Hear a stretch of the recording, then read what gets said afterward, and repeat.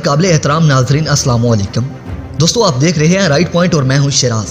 दोस्तों, पाकिस्तान और भारत के दरमियान अभी LOC पर झड़पों का सिलसिला जारी है और दिसंबर में पाकिस्तानी खुफिया एजेंसियों की जानिब से एक बड़ी जंग का खदशा जाहिर किया जा रहा है।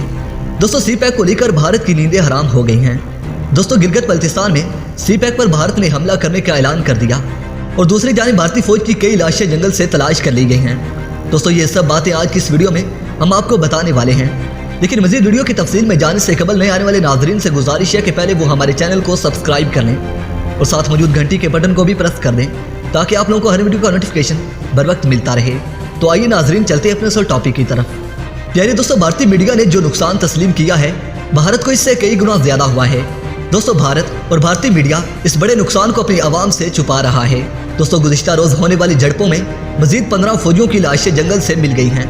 नाजरीन, ISP के मुताबिक 8 नवंबर को झड़पें शुरू हुई और 13 नवंबर तक जारी रहीं। दोस्तों, 13 नवंबर की रात को भारतीय फौज ने हद ही कर दी।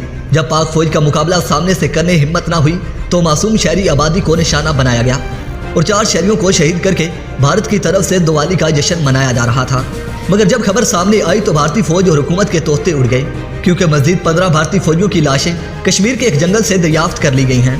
और इस हवाले से इंडियन ये दावा कर रहे हैं कि इन फौजियों की मौत LOC पर झड़पों के दौरान हुई है और भारतीय चीखों पुकार शुरू है कि पाकिस्तान पहले LOC की खिलाफ वर्जी करता है और भारत इसका जवाब देता है। मगर ये पूरी दुनिया जानती है कि अपने पड़ोसी ममालिक के साथ बिला वजह सीज फायर करना भारत के अलावा कोई और मुल्क नहीं कर सकता। और डरपोक भारतीय फौज की तारीख रही है कि जब वो सामने से मुकाबला नहीं कर पाती तो जानबूझकर सीज फायर करती है और जब इसे जवाबी कार्रवाई का सामना करना पड़ता है तो दम दबाकर भाग जाती है। दोस्तों, वीडियो पसंद आने की सूरत में इस वीडियो को लाइक कीजिए, दोस्तों से शेयर कीजिए और कमेंट सेक्शन में हमें अपनी कीमती आराज़ से ज़रूर आगाह कीजिएगा। दोस्तों, इसके साथ इजाज़त चाहूँगा। अपना ढेर सारा ख्याल रखिए और हमेशा लिख दुआ में याद रखा करें। अपने मेज़बान शिराज को इजाज़त दीजिए। अल्लाह निगहबान।